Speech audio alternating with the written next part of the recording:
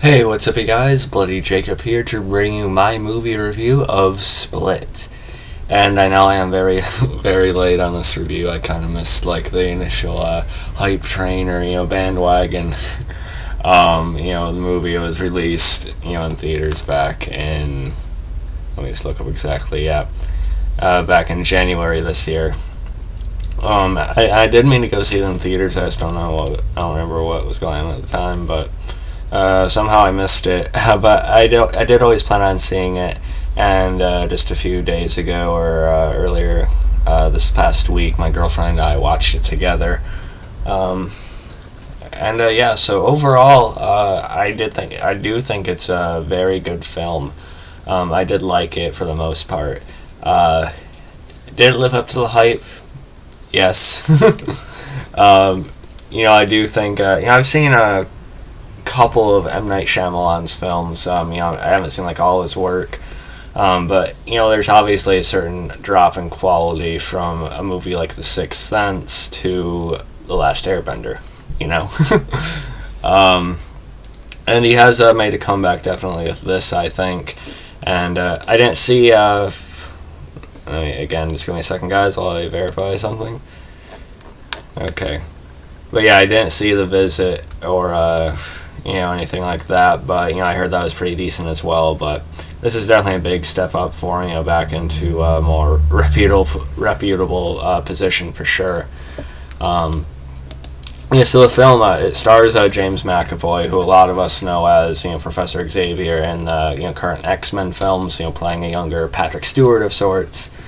And this has to be his most versatile role yet. I do think James McAvoy is a fine actor. Again, I haven't seen a ton of his stuff, but I can definitely see why this could be a career-making film for him. He already has a good amount of credit to his name, but this, I think, is just putting him overboard a little. And I'll briefly read the synopsis, I think. Okay, well, spoilers in the title. Okay, this also is set in the Unbreakable universe, and it ties into that film. And there's gonna be a crossover film called Glass in 2019 that's supposed to come out. I actually haven't seen Unbreakable, so there's a lot of stuff I haven't seen apparently. But it says this is an origin story set in the Unbreakable universe.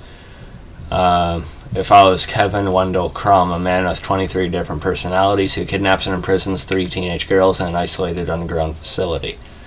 It is a pretty simple premise, but because of that, it gets a chance to focus and hone in on what it's trying to accomplish here, and it actually works. I don't know if I want to say simplicity, but as far as the plot goes, it is simple. But it didn't have to be anything else, and I'm glad it didn't try to be much else, really, for the most part. There's one, gripe or two here and there I had with the film, but it was honestly hard for me to think of anything. It's a damn near, I don't want to say perfect, but it's a damn near, pretty flawless movie, I'd say at the very least. Another reason I was eager to see this at some point is because Anya Taylor-Joy, she plays the main female character in this movie, and although James McAvoy, Kevin is sort of our kind of primary focus, she's sort of our protagonist in a way. She's the good one. It's kind of told through her eyes, and I like Anya Taylor-Joy a lot. You guys can go back and watch my review of Morgan.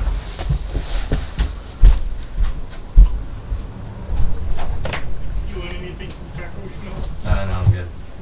Thanks.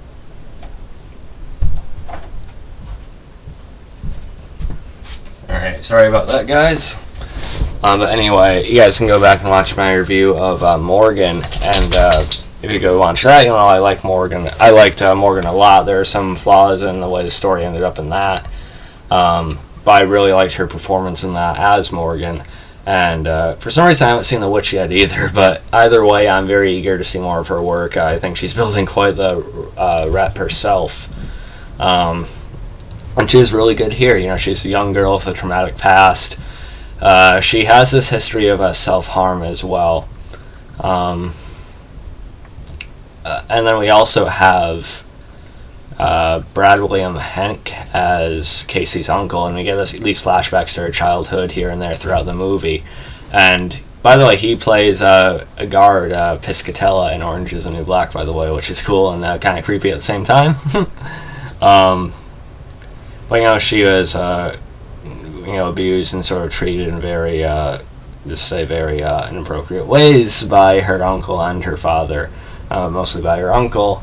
So I'm guessing hopefully we'll get more on that in Glass.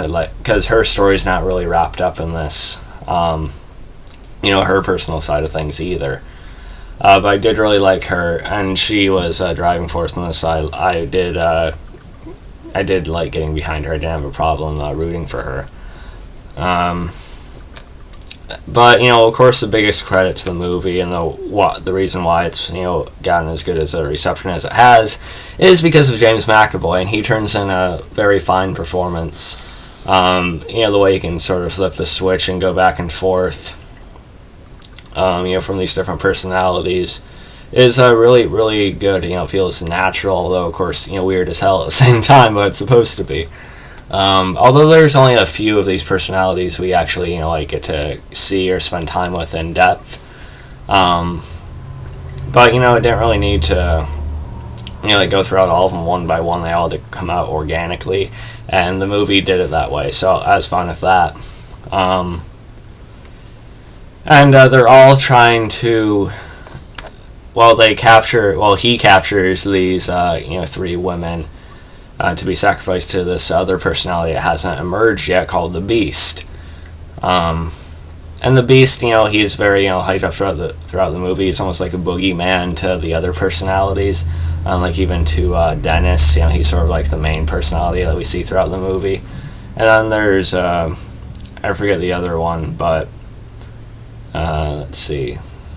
But there's one, he's a little bit of a nicer side to himself, and, Casey, Anya Taylor-Joy, she tries to reach out to him, it almost works, but he flips it back on the other way just in time. This Beast part of it almost, kind of took it into more unbelievable territory.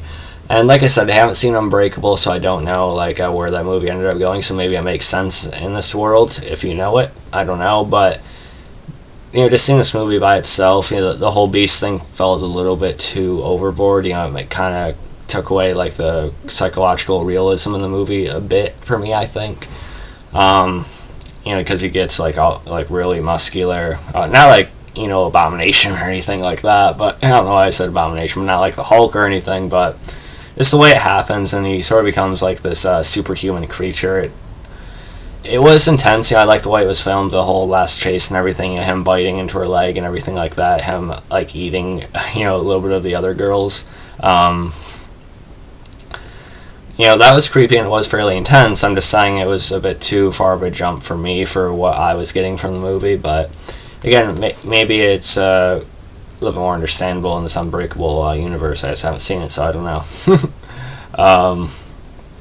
But, it didn't harm the movie too much for me. I'm still eager to see Glass. Definitely going to see Unbreakable, before that at least. He gets a cameo from Bruce Willis at the end, and even though I haven't seen the movie, that was still a nice surprise, I think, for that direct tie-in there. I'm also glad that they're bringing Anya Taylor-Joy back for it. One